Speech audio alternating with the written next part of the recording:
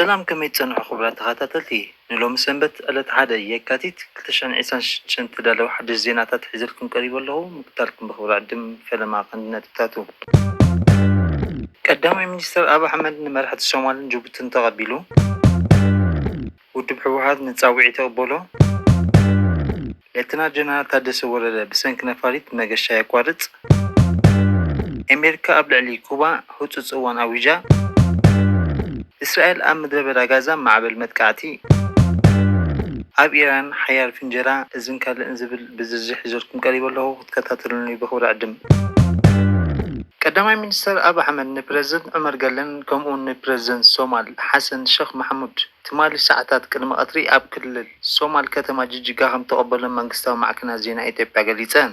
እዚ ክብ ናይ ሰለስቲኦም መራሕቲ ንዞባዊ ምትሕብባርን ሓባራዊ ስኒትን ተዋፋይነትን ዘጉሉ ሓያል ምልክት ምትሕጋዝ ምዃኑ ኮርፖሬሽን ብሮድካስት ኢትዮጵያ ሓቢሩ።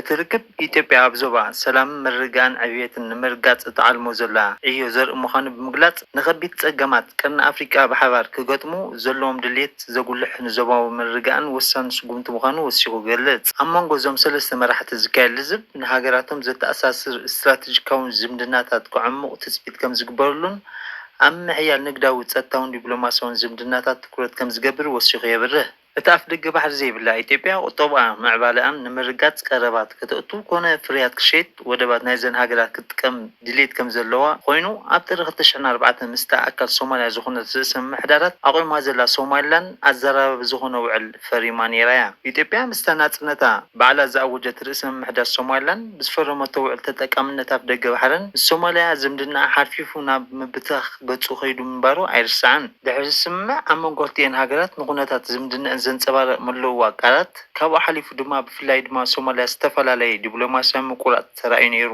ሰበስልጣን ሶማልያ ንኢትዮጵያ ብልዕላውነት ሃገር ብምጥሓስ ብተደጋጋሚ ክኸሱ ተሰሚዖም። ድሕሪ ስጉምቲ ኢትዮጵያ ሕብረት ኣፍሪቃ ዓቃብ ሰላም ናብ ሶማልያ ሰዲዱ ቅድሚ 18 ዓመት ባይቶ ሰላምን ጸጥታን ሕብረት ኣፍሪቃ ካብ ዝተፈላለየ ሃገራት ዝተዋጽኦ ሓይሊ ዓቃብ ሰላም ኣብ ሶማልያ ን6 ኣዋርሕ ክጸንሑ ኣዋፊሩ ምንባሩ ይፍለጥ። ሶማልያ ነቲ ዝነበረ ንምትካእ ዝተዋፈረ ሓድሽ ዓቃብ ሰላም ሓይሊ ወታደራት ኢትዮጵያ ይኸልዉ ከም ዘይደሊ ገሊፃ ነይራ እያ። ኣብ ጉዳይ ግድብ ህዳሴ ንዓመታት ምስ ኢትዮጵያ ኣብ ምስሓብ ዝጸንሐት ግብፂ ሰራዊታ ኣብ ሓድሽ ዓቃብ ሰላም ኣውሶም ከተዋፍር ምዃና ኣፍሊጣ ድሕሪ ግዜ እውን ናብቲ ሃገር ኣትዮም። ኢትዮጵያን ሶማልያን ንልዕሊ 1 ዓመት ኣብ ወጥሪ ኣብ ዝኣተዋሉ እዋን ግብፂ፣ ኤርትራ፣ ሶማልያ ስሉሳዊ ስምምዕ ፈሪመን ነይረን እየን። ፕሬዚደንት ሶማልያ እውን ንልዕሊ 3 ግዜ ናብ ርእሰ ከተማ ኤርትራ ኣስመራ ተመላሊሱ። ካብ ሽዑ ጀሚሩ ሰበስልጣን ክልቲአን ሃገራት ተጋራጫዊ ርእቶታት ክህቡ ካብ ዝጸንሑ ዝተሰማዓሉ ኮይኑ እቲ ኣካታዕ ጉዳይ ተጠቃምነት ባሕሪ ኣብ ምንታይ ደረጃ ከም ዝበፅሐ ብግልፂ ዝፍለጥ ነገር የለውን። እንተኾነ ኣብ መንጎ ክልቲአን ሃገራት ተፈጢሩ ብዝጸንሐ ወጥሪ ብመጎይነት ቱርኪ ኣብ ኣንካራ ብዘካየደ ዘተ ክሃድእ ተራእዩ። ነዚ ስዕቡ ሶማልያ ነቲ ወታደራት ኢትዮጵያ ኣብቲ ሓድሽ ዓቃብ ሰላም ተልእኾ ደገፍን ምርግጋእን ሶማል ኣብሶም ክካተት ፈቂዳ። ርክብ ክልቲአን ሃገራት ድማ ቀስ በቐስ ናብ ነብሩ ክምለስ ዝደለየ ይመስል። ፕሬዚደንት ሶማል ሓሰን ሼክ መሐሙድ ኢትዮጵያ ነቲ ልዕሊ 10 ዓመታት ዝወሰደላ ዓብይ ግድብ ህዳሴ ከተመርቕ እንከላ ሓደ ካብቶም ኣብቲ ዕለት ዝተረኸቡ ውሕዳት መራሕቲ ሃገር ነይሩ። ንተበግሶ ሕብረት ኣፍሪቃ ከም ዝቕበልን ንዘተቕርቡ ምዃኑን ውድብ ህዝባዊ ሓርነት ትግራይ ሕወሓት ገሊጹ። ውድብ ሕወሓት ኣብ ወንበር ሕብረት ኣፍሪቃ ኣብ ዝቕንያት ንዘቕረቦ ፃውዒት ልዝብ ምህዳእን ወጥርን ቅቡል ከም ዝገብሮ ኣብ ዝሃቦ ምላሽ እዩ ነዚ ገሊጹ ዘሎ። ኣብ ወንበር ሕወሓት ዶክተር ደብረጽዮን ገብረ ሚካኤል ትማሊ ኣብ ዝፀሓፎ ምላሽ እቲ ሕብረት ኣፍሪቃ ዝወፀ መግለፂ ቅቡል ምዃኑን ንተበግሶም እቶም ኣብ ወንበር ብምስጋን ብወገን ውድብ ሕወሓት ንዘተ ምርዳእን ቁሩብ ምዃኑ ገሊፆም። ሕወሓት ካብ ቀደሙ ንሰላምን ምርግጋእን ዘለዎ ነባር ተወፋይነትን ቅዋምን ብምግላጽ ሕጂ እውን ኣብ ሓቀኛ ንኹሉ ሓሓቁፍ ውፅኢታዊ ኣብ ዝኾነ ዘተ ንምስታፍ ድሉ ምዃኑ ገሊፆም ኣለዉ። ሙሉእን ኣድማዕና ተገባብራ ስምምዕ ምቁራጽ ተጻብኦታን ፕሪቶርያ ንምድጋፍ ዘኽእል ምቹእ ሕብረት ኣፍሪቃ ድማ ትፅቢት ንገበሉ ክብሉ ዶክተር ደብረጽዮን ኣብ ደብዳቤኦም ገሊፆም። ኣብ ትግራይ ዘለዎ ጥንኻዲ ኣብ ወንበር ሕብረት ኣፍሪቃ መሐሙድ ዓሊ ዮሱፍ ንዝወሰድዎ ተበግሶ ዘመስገኑ ዶክተር ደብረጽዮን ንጭቡጥን ተግባራውን ምፍጻም ውዕል ፕሪቶርያ ክልቲአን ተደራደርቲ ኣካላት ብማእከልነት ሕብረት ኣፍሪቃ እንኩላይ ብተሳትፎ ላዕለዋይ ልኡኽ እቲ ሕብረት ንምዝታይ ቁሩብ ኢና ክብሉ እውን ኣወንታዊ ምላሽ ጽሒፎም ኣለዉ። ብሰንኪ ምቁራጽ በረራታት ናብ ትግራይ ግዚያዊ ምሕዳር ትግራይ ፕሬዚደንት ሌተና ጀነራል ታደሰ ወረደ ናብ አዲስ አበባ ክገብሩ ዝሓስቡ ምብጻሕ ከም ዘቋረጸ ተሓቢሩ። በረራታት መንገዲ አየር ኢትዮጵያ ናብ ትግራይ ብምቁራጹ ፕሬዚደንት ግዚያዊ ምሕዳር ወግዓዊ ናይ ስራሕ ጉዕዞኦም ኣቋሪጹሎ። ፕሬዚደንት ግዚያዊ ምሕዳር ትግራይ ሌተና ጀነራል ታደሰ ወረደ ብሰንኪ ኣጋጢሙ ዘሎ ምቁራጽ በረራታት ጉዕዞኡ ተቋሪጹ ድዩ ንዝብል ሕቶ እወ ዝብል መልሲ ሂቡ። መንገዲ አየር ኢትዮጵያ ስሩዕ በረራታት ናብ መቐለ፣ ኣክሱም፣ ሽረ ከምኡን ሑመራ ስለምንታይ ደም ከም ዝበለ ክሳብ ሕጂ ወግዓ መግለፂ ኣይሃበን ዘሎ። ብተወሳኺ ኣብ ገለ ክፋላት ዞባ ደቡብ ትግራይ ናይ መጓዓዝያ ሽግራት ኣጋጢሞም ኣሎ።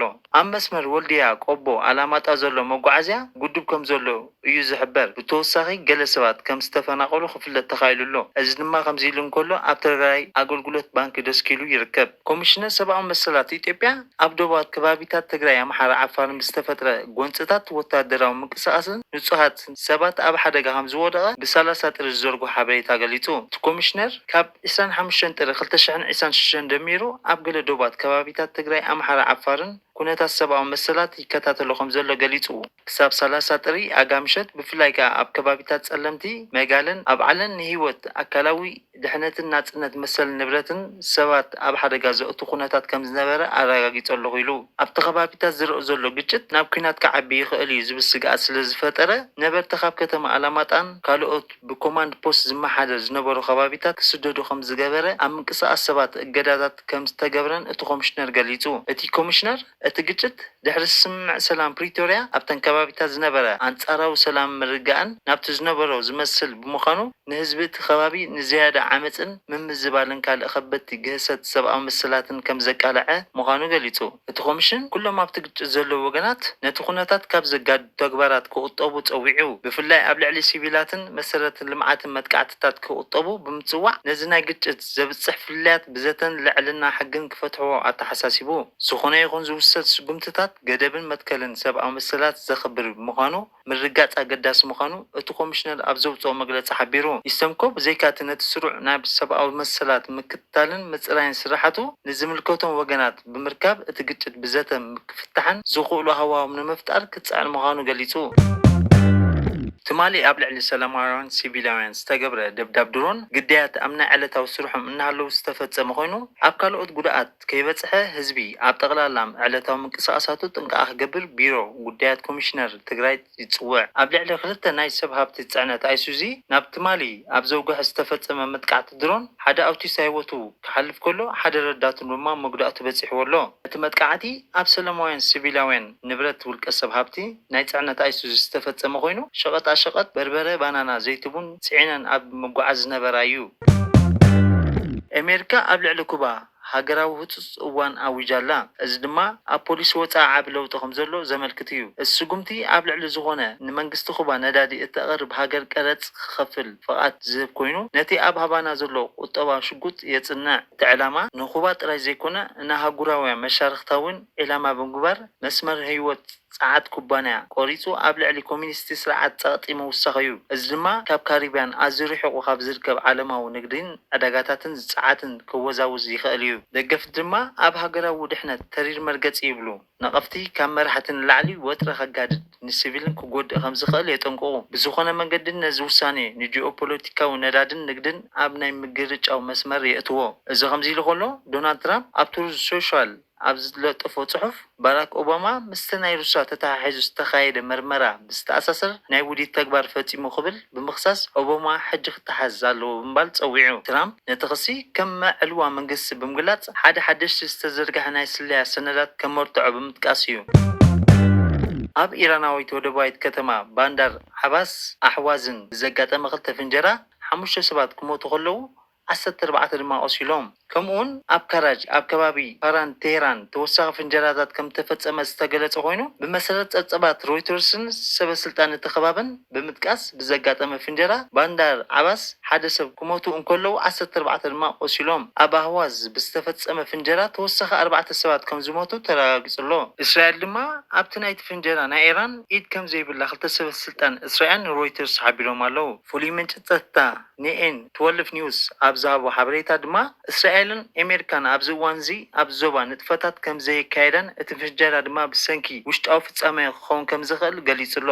ሮይተርስ ንዘቕረበሉ ሕቶ ርእይቶ ፔንታጎን ብቕጽበት መልሲ ኣይሃበን። እዚ ከምዚ ኢሉ እንከሎ ኣባል ሞሳድ ብማሕናቕቲ ህይወቱ ሓሊፉ ብተደጋጋሚ ኣሜሪካን እስራኤልን ስጉምቲ ንኸይውሰድ ከጠንቅቓ ዝጸንሑ ካብኡ ኣይተሕለፍ ዝዓይነቱ ስጉምቲ ተወሲዱ ዘሎ ኩነታት ማእከላይ ምብራቕ ኣብ ሰሙን እዚ ኣብ ዝለዓለ ደረጃ በፂሑሉ ኣብ ዘሎ እዋን መንግስቲ ኢራን ኣብ ኣገልግሎት ስለያ እስራኤል ዝሰርሕ ተባሂሉ ዝተኸሰሰ ወኪል ሞሳድ ከም ዘቐተሎ ብወግዒ ኣፍሊጡ ዝተባዕ ስጉምቲ ቴህራን ብኡ ንብኡ ካብ ኢየሩሳሌምን ዋሽንግተንን ድሕረ ባይታ ኣስዒቡ ቀዳማይ ሚኒስተር ቤንጃሚን ኔታንያሁን ፕሬዚደንት ዶናልድ ትራምፕን ሙሉእ ወታደራዊ ድልውነቶም ብዝገርም ትርጉም ኣጽዋር ኣልዒሎም ይንገር። ቴህራን ንጹር መልእኽቲ ትሰድድ ዋላ እኳ ካብ ምዕራባውያን ሃገራት እገዳን ወታደራዊ መጥቃዕትን ንምፍራሕ እንተሃለዎ ሓደ ስጉምቲ ንድሕሪት ኣይምለሱን። እዚ ክንጽብዮ ንጽናሕና ተሪር እዩ። ልዕላውነት ካብ ኢድ ወጻእተኛታት ንምክልኻል ካብ ዝለዓለ ክንጽበ ኣይንኽእልን ኢና ኸብል ውሃቢ ቃል ኣያቶላ ዓሊ ካሚነ ገሊጹ።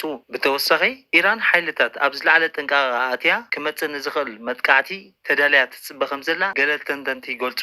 ኣብ መላእ ቴህራን ህዝባዊ ማዕቆቢታት ተኸፊቶም ከም ዘለውን ተሓቢሩ።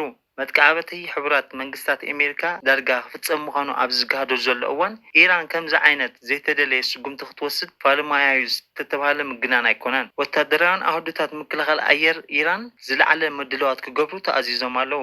ኣብ ጤህራን ዝርከቡ ትሕተ መሬት መዕቆቢታትን እተራቐቑ መሳለጥያትን ዘለዎ መደበራት ሜትሮ ህዝቢ ንህዝቢ ተኸፊቶም ኣለዉ።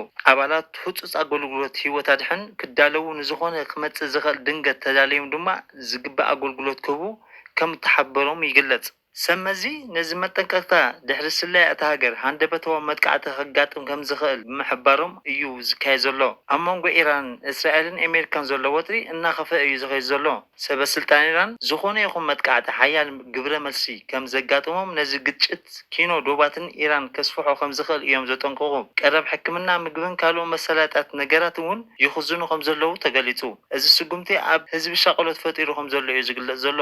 ኣብ ኢራን ዝካየድ መጥቃዕቲ ነቲ ሃገር ጥራይ ዘይኮነ ንመላእቲ ዞባን ዓለምን ክጸሉ ከም ዝኽእል እዩ ዝግለጽ ዘሎ። ንመስመራት መራኸብን ዕዳጋታትን ነዳድን ዓለማዊ ጸጥታን ክጸልዉ ከም ዝኽእል ክኢላታት ክፍትኦም ይገልጹ ኣለዉ። ሰራዊት እስራኤል ኣብ መላእ ምድረ በዳ ጋዛ ማዕበል መጥቃዕቲ ነፈርቲ ከም ዘካየደ ብምግላጽ ንኣዘዝቲ ሓማስ ፍልስጤማዊ እስላማዊ ጅሃድን ትሕተ ቅርጽን ዕላማ ከም ዝገበረ ብምሕባር ምጣሕስ ተኽሲ ደው ምባል ምላሽ ምዃኑ ገሊጹ። ብመሰረት እቲ ወታደራዊ ሓይሊ እቲ መጥቃዕትን ዝተጀመረ ብዓርቢ ኣብ ደቡባዊ ጋዛ ራፋሕ ካብ ዝርከብ ታንከር 8 ዕጡቓት ምስ ወፁ እዩ።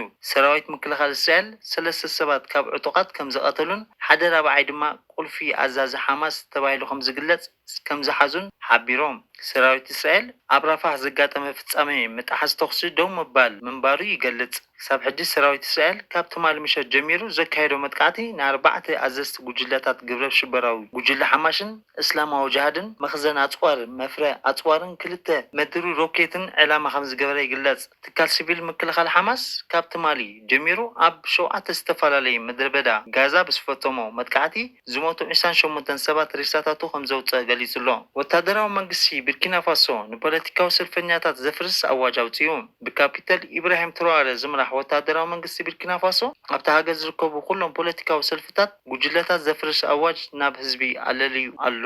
እቲ ሓድሽ ኣዋጅ ንኩሎም ፖለቲካዊ ሰልፍታት ኣኼባታት ከይገብሩ ይኽልክል። ንብረት ናይቶም ሰልፈኛታት ድማ ብሙሉእ ናብ ትሕቲ ቁጥጥር መንግስቲ ክመሓላለፍ ይእዝዝ። ቡርኪና ፋሶ ምስ ምዕራባውያን ሃገራት ዝነበራ ርክብ ኣብ እተቋርጸሉ ዘላ እዋን ብወታደራዊ መንግስታት ካብ ዝምራሕ ጎረባብቲ ሃገራት ማሊን ኒጀርን ብምዃና ንጥምረት ሳህራ ዝተሰመየ ጉጅለ መስሪታ ኣላ። እዚ ጥምረት ኣብ መንጎ እዘን ሃገራት ዘሎ ቁጠባውን ወታደራዊ ምትሕብባር ብዝበለጸ ንምዕባይ ዕላማ ዝገበረ እዩ።